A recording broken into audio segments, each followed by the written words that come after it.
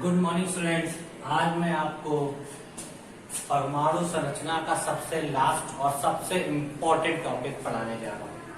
सबसे पहली चीज परमाणु संख्या, परमाणु भार या परमाणु क्रमांक, ये क्या होते हैं मैं आपको समझा दूं। सबसे पहले परमाणु संख्या या परमाणु क्रमांक क्या होता है?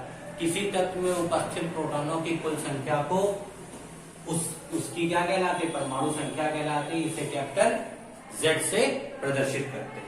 किसी भी परमाणु में प्रोटॉनों की कुल संख्या उसकी परमाणु संख्या कहलाती है। इसे कैपिटल Z से प्रदर्शित करते हैं। ठीक है। परमाणु भार क्या होता है?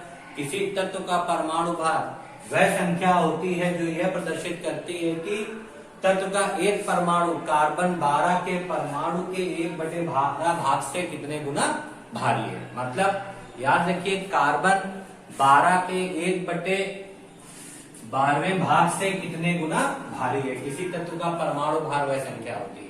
तो दो परिभाषाएं तो आपको पता होगी, क्योंकि आपको ये पता होता है परमाणु क्रमांक और परमाणु भार में जो सबसे बड़ा अंतर होता है वो ये याद रखिए कि किसी भी तत्व का जो भार होता है, जैसे मैंने एक सिंपल सा हीलियम ले लिया, इसको मैंने लिख दिया 2He4।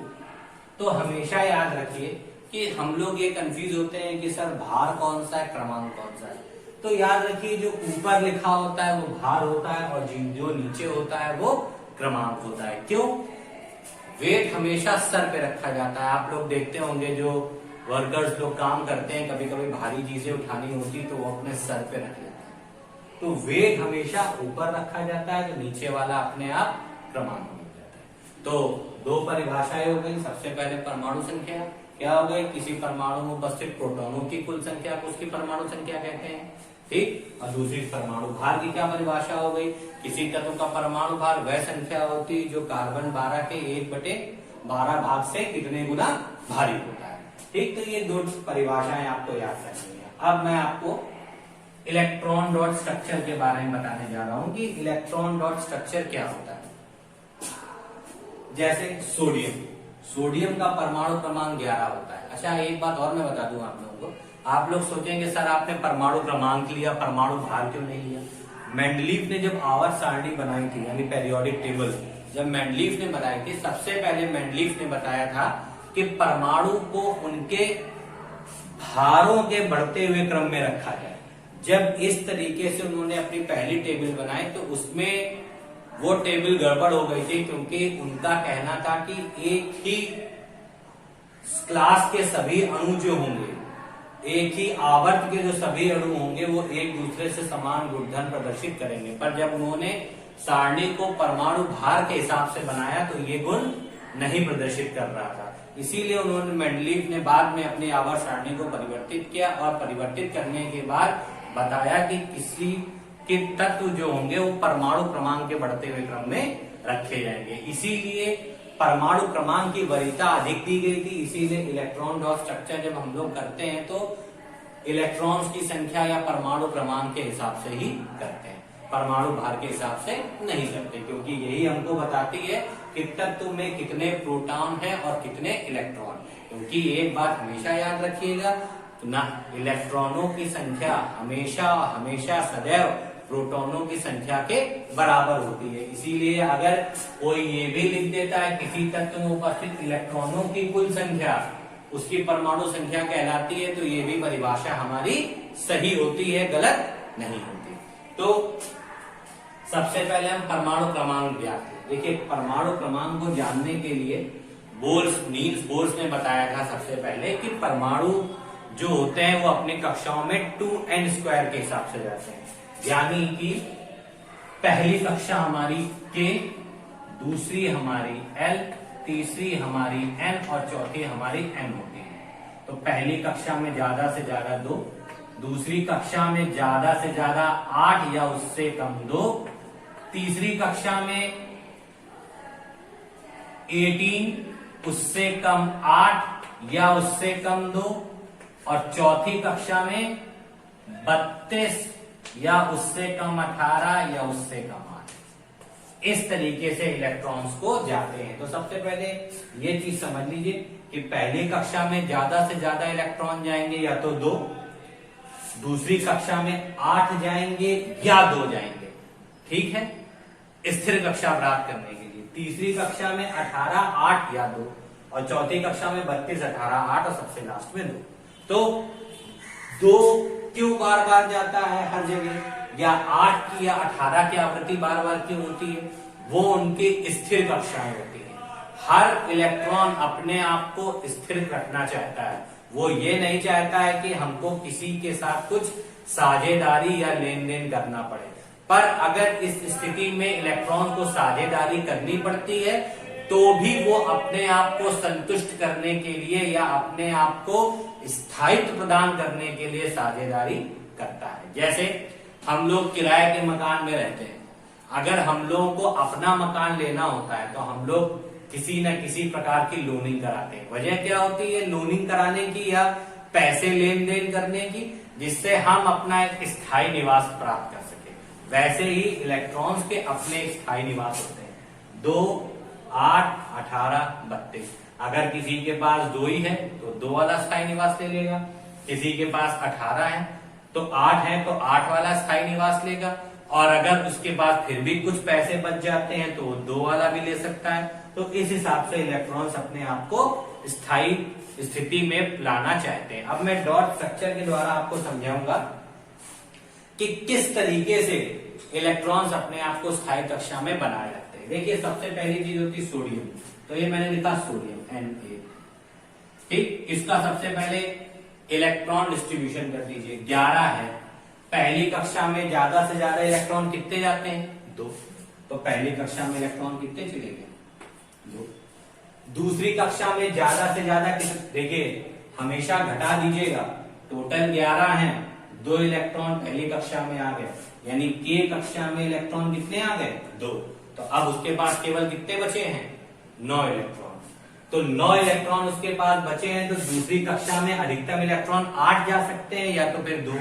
तो उसके पास 9 इलेक्ट्रॉन है, इसका मतलब 8 इलेक्ट्रॉन चले जाएंगे।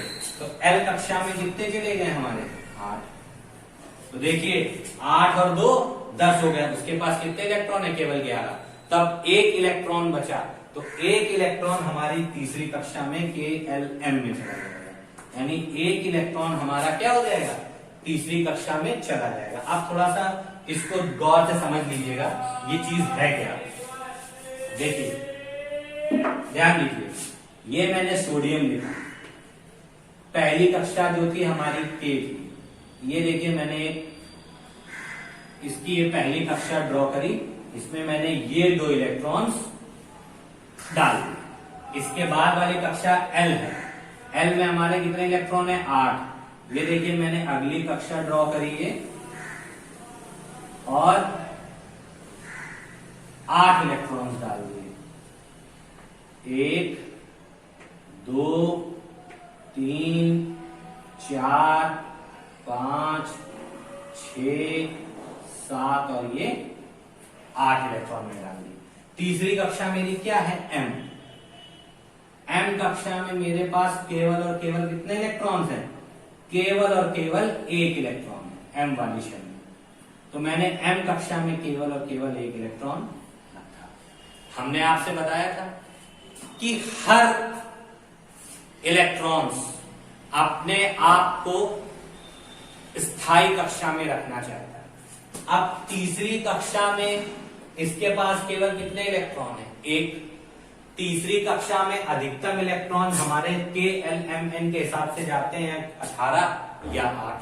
अब दिक्कत क्या है, ये या तो 18 इलेक्ट्रॉन या 7 इलेक्ट्रॉन किसी से मांगे तब तो ये संतुष्ट होगा। इसके पास 7 इलेक्ट्रॉन और आ गया तो 8 की स्टेट्स की पूरी हो जाएगी, तब ये संतुष्ट होगा।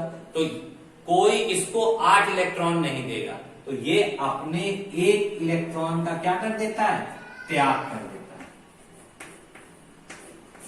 जब ये अपने 1 इलेक्ट्रॉन का त्याग कर देता है तो इसके पास कितनी कक्षाएं बचती हैं, केवल पहली और दूसरी, यानी 2 और 8। ये उसकी स्थिर कक्षाएं होती हैं। और जब ये 1 इलेक्ट्रॉन का त्याग कर देता है तो इसके ऊपर Na प्लस का साइन आ जाता है। प्लस का साइन ये बताता है कि सोडियम इज ए डोनर, मतलब उसने ज्यादा से ज्यादा 18, तो 8 और 2 10, अगर इसमें 18 डाल देते हैं तो 28 इलेक्ट्रॉन हो जाएंगे। अगर आप यहाँ पे 18 लिख देते हो तो टोटल इलेक्ट्रॉन कितने हो जाते हैं 10, और 18 कितने हो गए 28। तो 28 तो उसके पास है ही नहीं, उसके पास कितने केवल 20, तो इसका मतलब ये 18 यहाँ पे नहीं आएगा। जब 18 नहीं आता है तो उस सूरत में क्या आता है 8, तो मैंने फिर से 8 डाल दिया। अब इसके पास कितने हो गए देखिए 8 8 16 और 2 18 है, इसके पास कितने 20। अभी भी 2 इलेक्ट्रॉन बचे, तो 2 इलेक्ट्रॉन कहां चले आएंगे इसकी दूसरी कक्षा में। ठीक है, अब देखिए क्या स्थिति इसकी बनती है। फिर से देखिए कैल्शियम पहली कक्षा में 2 इलेक्ट्रॉन्स, दूसरी कक्षा में 8 इलेक्ट्रॉन्स, 6 7 और 8। तीसरी कक्षा में भी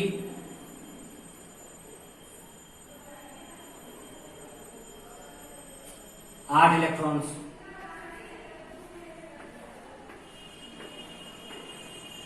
और चौथी जो इसकी कक्षा होती है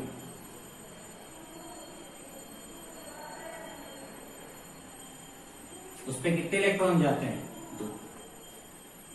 अब देखिए चौथी कक्षा में इसको अपने आप संतुष्ट करने के लिए कम से कम 32 इलेक्ट्रॉन चाहिए होते हैं। देखिए कम से कम चौथी कक्षा में इसको अपने आप को संतुष्ट करने के लिए 32 चाहिए या 18 चाहिए या 8। अब इसके पास केवल और केवल कितने इलेक्ट्रॉन 2।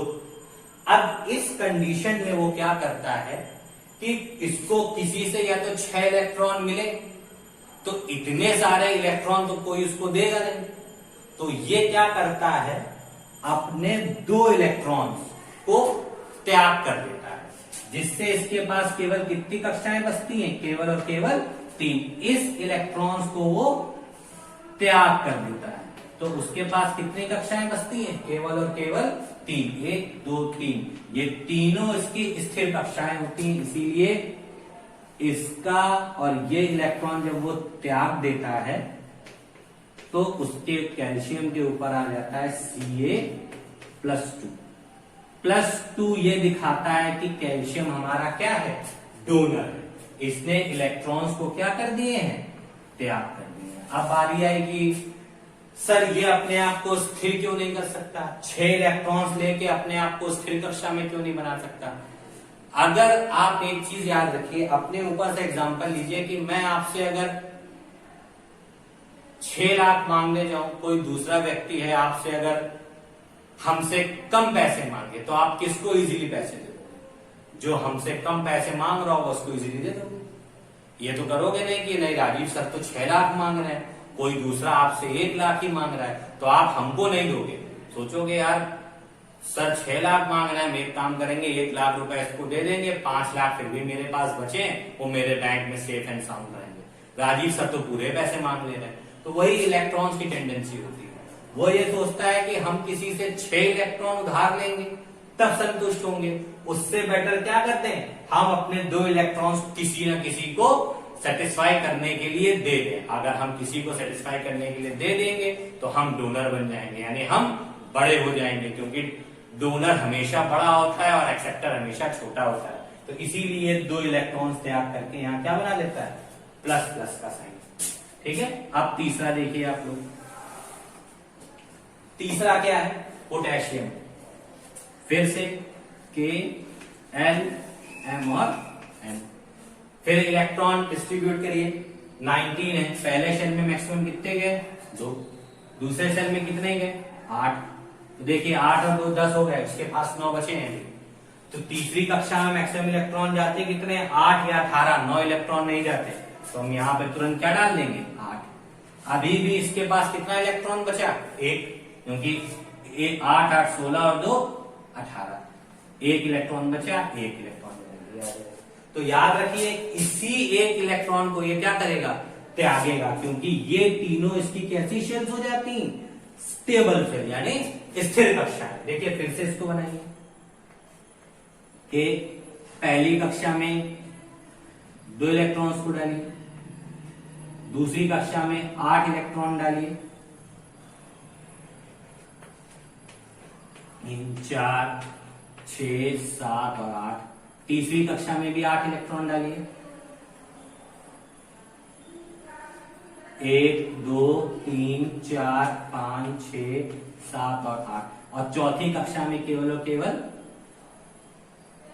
1 इलेक्ट्रॉन चाहिए, तो क्योंकि चौथी में 1। अब देखिए फिर वही बात, इसको अपने आप को सेटिस्फाई करने के लिए या तो 32 चाहिए तो इसके पास 1 है, या 31 मांगे कोई नहीं देगा, या 18 चाहिए तो इसके पास 1 है तो किसी से 17 मांगे तो भी कोई नहीं देगा, इसके पास 1 है या तो 8 यानी 8 इलेक्ट्रॉन चाहने के लिए भी इसको कितने इलेक्ट्रॉन लेने पड़ेंगे, 7, ये भी वो किसी कोई इसको नहीं देगा, इसीलिए वो इस 1 इलेक्ट्रॉन का क्या कर देगा, त्याग कर देगा।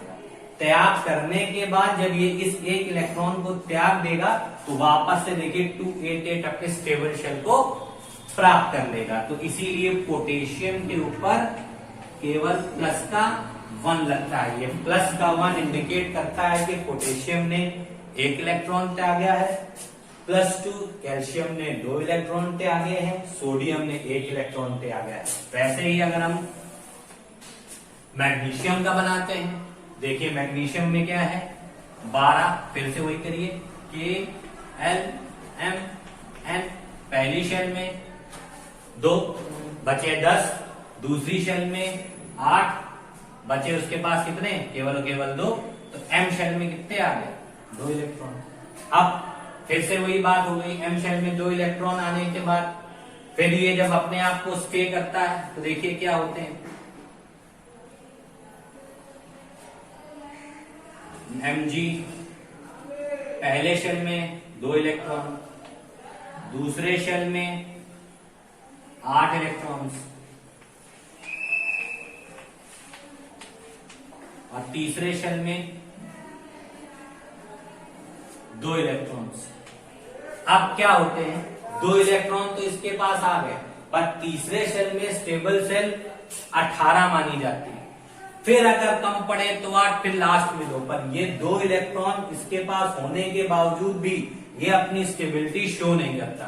स्टेबिलिटी क्यों नहीं शो करता है, क्योंकि वो सोचता है कि मेरे पास कम से कम 8 इलेक्ट्रॉन होने चाहिए, क्योंकि स्टेबल शेल हमेशा 8 इलेक्ट्रॉन्स के द्वारा ही मानी जाती है। तो जब 8 इलेक्ट्रॉन इसके पास नहीं होते हैं तो ये भी अपने 2 इलेक्ट्रॉन्स का क्या कर देता है, त्याग कर देता है, क्योंकि स्टेबल कक्षाएं हमारी क्या होती हैं 8, और पहले वाले की स्टेबल कक्षा केवल 2, तो 2 इलेक्ट्रॉन्स का त्याग कर देता है, तो Mg के ऊपर क्या लग के आ जाता है प्लस का 2। तो आज हमने आपको इलेक्ट्रॉन डॉट स्ट्रक्चर समझाया, किस तरीके से इलेक्ट्रॉन्स एक दूसरे का त्याग करते हैं, और त्याग करने के बाद किस तरीके से अपने आप को स्टेबल शेल प्राप्त कर लेते हैं। कल हम आपको बताएंगे किस तरीके से इलेक्ट्रॉन एक दूसरे के साथ जुड़ के बॉन्ड बना के जो इलेक्ट्रॉन डोनेट करता है वो भी स्टेबिलिटी को प्राप्त करता है, और जो इलेक्ट्रॉन रिसीव करता है, जो परमाणु रिसीव करता है इलेक्ट्रॉन्स को, वो भी अपनी स्टेबिलिटी को प्राप्त करता है। तो ये कल हम इसी तरीके से फिगर बना के आपको समझाएंगे। तो आज आप लोग इस स्ट्रक्चर की प्रैक्टिस कीजिएगा। बस थोड़ी सी बात याद रखिएगा, K शेल में मैक्सिमम 2, L शेल में 8 और 2, M शेल में 8 18, अगर उससे कम बचते हैं तो 2 इलेक्ट्रॉन पर वो 2 इलेक्ट्रॉन उसकी स्टेबल शेल नहीं होती, वो 2 इलेक्ट्रॉन्स को वो डोनेट करता है, क्योंकि उसके लिए स्टेबल शेल 8 से शुरू होती है। और यही काम N में होता है, 2 8 18 32 8 18 32 18 8, तो इसके लिए भी वो अपने आप को स्टेबिलिटी के लिए मैक्सिमम 32 इलेक्ट्रॉन्स को मांगता है। तो आपने ये पूरा इलेक्ट्रॉन डॉट स्ट्रक्चर समझ लिया, इसकी तैयारी करिए, प्रैक्टिस करिए, फिर आगे कुछ अगर स्ट्रक्चर में प्रॉब्लम हो, समझ ना आ रही हो तो हमसे पूछिएगा। और बहुत मन से पढ़िए, ध्यान से पढ़िए, बहुत मेहनत की जाती है आपको बताने में, और जरूर से जरूर वीडियो को 2 3 4 बार देखा करें, जिससे आपको चीज को समझ में आ सके। Thank you and have a nice day.